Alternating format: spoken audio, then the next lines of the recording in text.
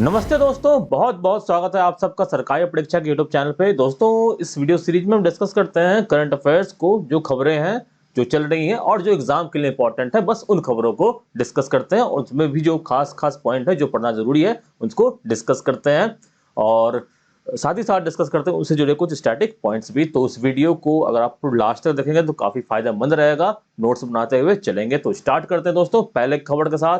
पहला खबर स्पोर्ट्स से संबंधित है और ये कहता है कि Vinesh Phogat wins bronze in world wrestling championship.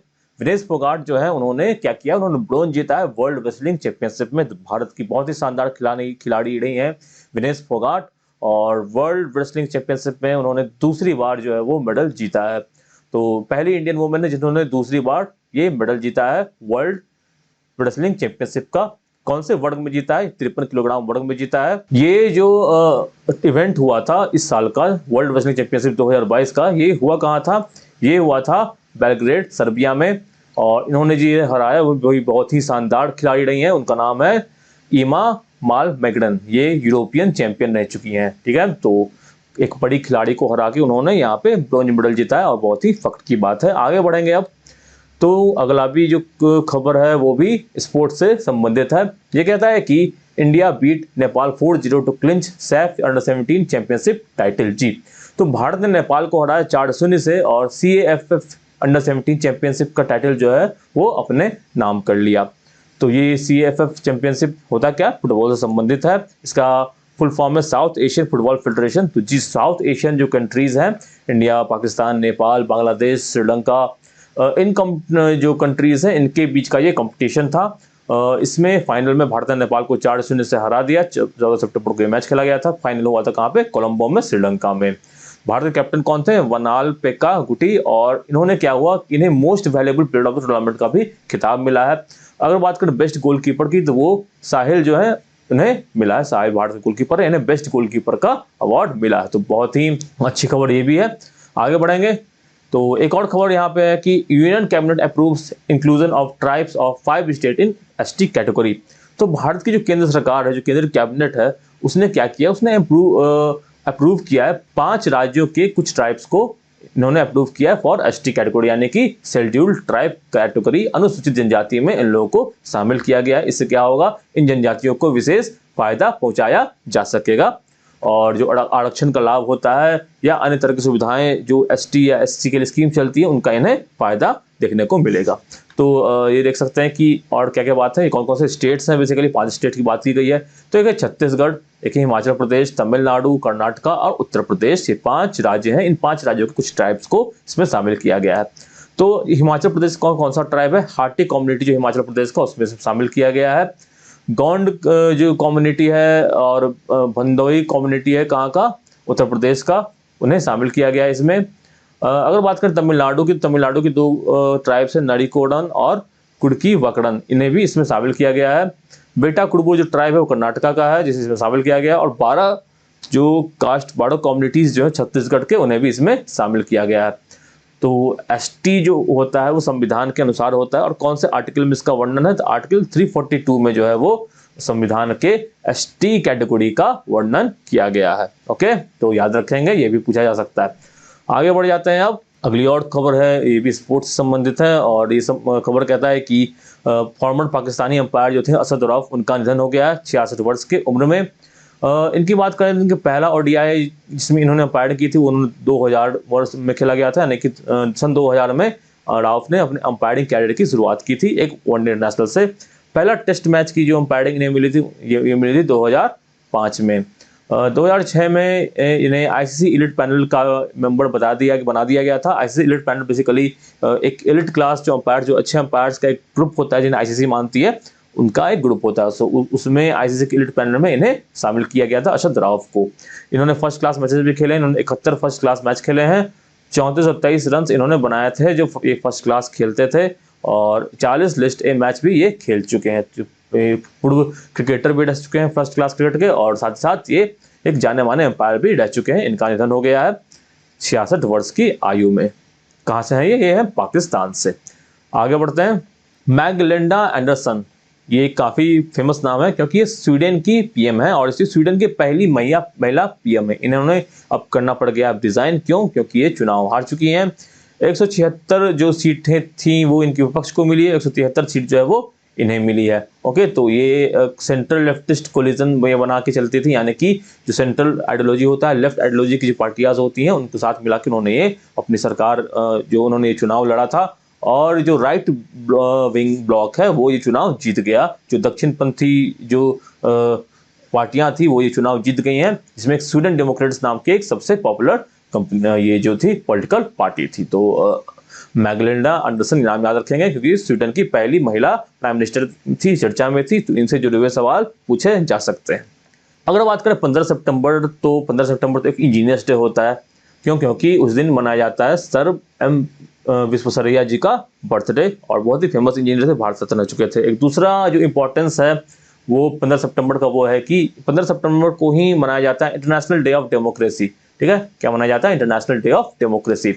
इसकी अगर बात करें तो 15 एनिवर्सरी को मनाया जाता है, और इसका थीम क्या है? इसका थीम है importance of media to freedom and democracy, peace and delivering on the sustainable development goals, ये इसका थीम है। इसका जो रिजोल्यूशन हुआ था वो जनरल असेंबली के 2007 की बैठक में हुआ था, जब से ये बनाया गया था कि हम इंटरनेशनल डे ऑफ डेमोक्रेसी को सेलिब्रेट करेंगे 15 सितंबर से। और पहला जो international day of democracy celebrate किया गया था वो सेलिब्रेट किया गया था 2008 में। तो इस अवसर पर बहुत सारे जो पार्लियामेंट्स होते हैं उनसे जुड़े हुए कार्यक्रम विश्व भर में किए जाते हैं। अगर बात करें डेमोक्रेसी की, डेमोक्रेसी क्या होता है? डेमोक्रेसी वो एक संस्थान या कह सकते हैं कि एक सिस्टम होता है जिसमें जो सरकार है वो जनता द्वारा चुनी जाती है, डायरेक्ट माध्यम से या इनडायरेक्ट माध्यम से। तो डेमोक्रेसी क्या है कि इसका मतलब सिर्फ सरकार चुनना नहीं होता है, इसका में बहुत सारी चीज़ें आती है। जैसे कि अगर चुनी हुई सरकार है वो डेमोक्रेटिक रूप से काम नहीं कर रही है, तो भी क्या होता है कि हम कहेंगे कि एक तरह से ये लोकतंत्र नहीं है। एक चुनी हुई सरकार है, उसने क्या किया कि अपने सरकारी तंत्रों का इस्तेमाल करके गलत इस्तेमाल किया और लगातार वो सत्ता में बने रह गए काफ़ी समय तक, उन्होंने चुनाव भी नहीं करवाया। तो ऐसी जो संस्थान होती है, अगर लंबे समय तक ऐसा हो रहा है तब कह सकते हैं कि यहाँ अब डेमोक्रेसी नहीं है। दूसरी क्या फीचर होती है कि वहाँ जो प्रेस हो उसको फ्रीडम होती है, वो सरकार को क्रिटिसाइज कर सकती है।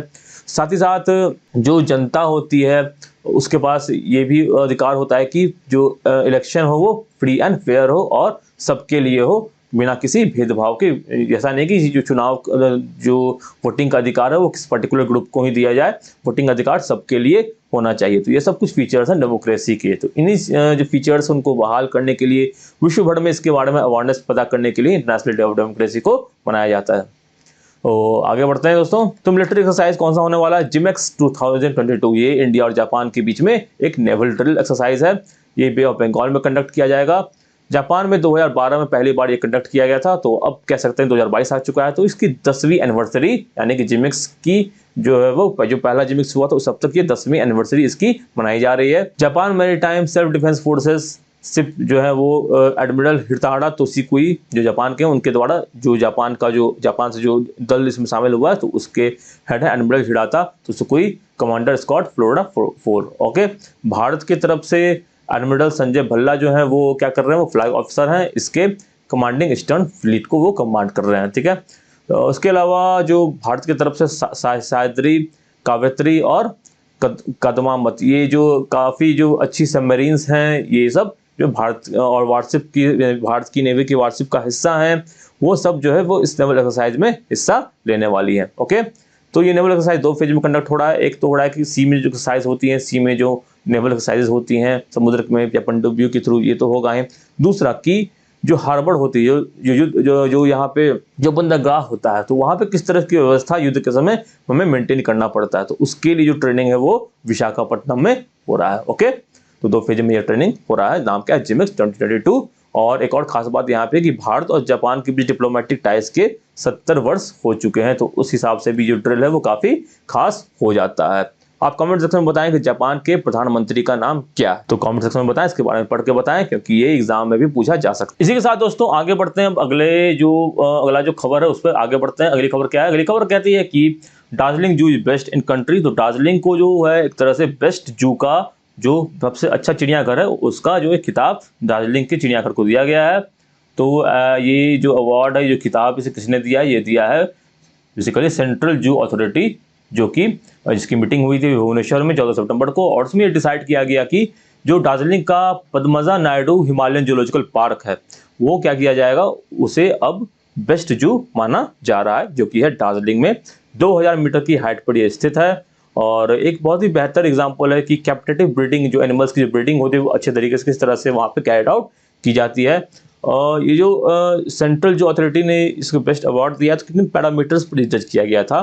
तो पैरामीटर्स थे जो एनिमल वहाँ जाना पड़ा तो उनका हेल्थ कैसा है, वहाँ पे ट्रेनिंग कैसी हो रही है जू की कर्मचारियों की, जू की आउटरीच कैसी है, नए नए क्या क्या पहल ला के आ रहा है, जू की पहुँच कहाँ तक लोगों तक है, विजिटर्स जो आ रहे हैं जू में उनके लिए क्या फैसिलिटीज़ हैं, एनिमल्स के साथ जो वहाँ पे पशु पक्षी हैं उनके साथ कैसा व्यवहार किया जा रहा है, वहाँ पे फंडिंग किस तरह से आ रही है, और वहाँ का एक एम्बियंस या कि माहौल है वो किस तरह का है। तो इन चीज़ों पर, ये पैरामीटर्स पे इस जो जू को, दार्जिलिंग के जू को बेस्ट जू माना गया है। आगे बढ़ते हैं। तो एक नई बुक आई है विल पावर, जिसके ऑथर है भारत के टीम के पुराने हॉकी कोच सजदौर मार्जने। तो ये जो बुक है ये बेसिकली ये जो मार्जने साहब थे ये भारतीय महिला टीम के कोच थे एक बहुत ही अच्छे समय में, जब भारतीय महिला टीम टोक्यो ओलंपिक में जो है वो चौथे नंबर पर रही थी, मेडल से थोड़ा सा के लिए चूक गई थी। तो उसी टीम के ये कोच थे। ये जो है वो डच मूल के हैं, और जो इनकी किताब का नाम क्या है, इन किताब का नाम है will power the inside story of the incredible turn around in Indian women hockey. ये इनकी किताब का नाम है, वुमेन हॉकी पर, नाम से ही पता चल रहा है कि वुमेन हॉकी पर ये आधारित है।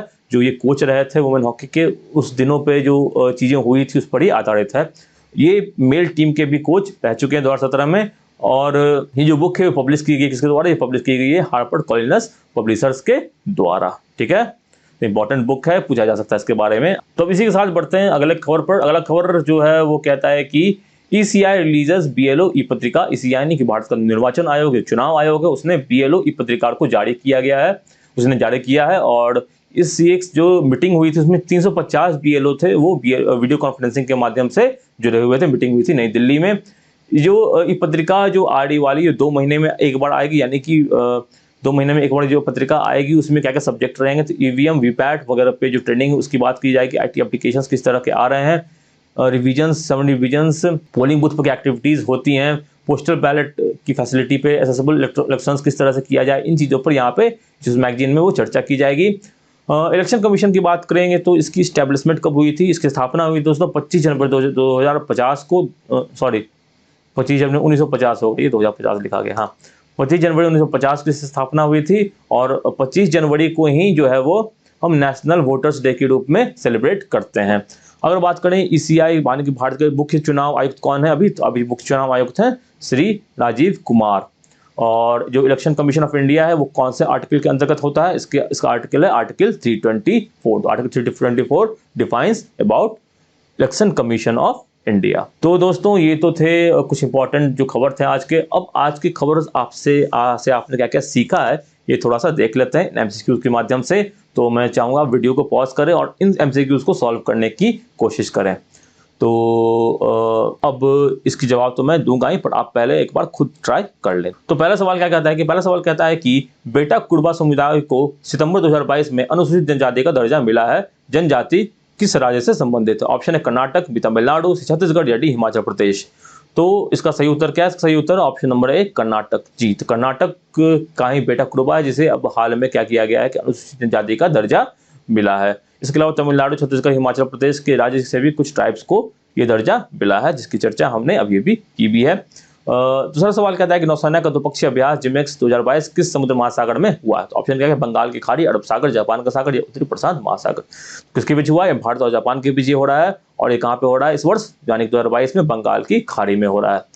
तीसरा सवाल देख लेते हैं, विनेश फोगाट ने विश्व कुश्ती चैंपियनशिप 2022 में किस श्रेणी में कांस्य पदक जीता है। ऑप्शन है 63 किलोग्राम, 53 किलोग्राम, 75 किलोग्राम या डी 48 किलोग्राम।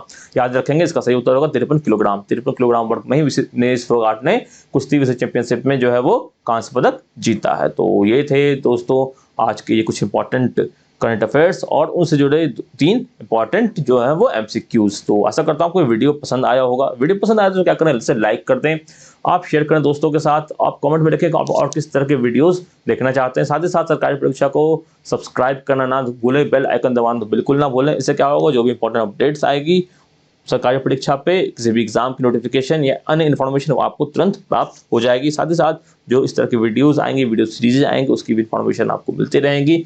सारा कुछ सारा ज्ञान जो आप उसी टाइम एक्सेस कर सकते हैं। तो इसी के साथ आपसे आगे लेना चाहूँगा, स्वस्थ रहें, सुरक्षित रहें, अपना ख्याल रखें और पढ़ाई लिखाई जोर शोर से करते रहें। धन्यवाद। Have a nice day. जय हिंद।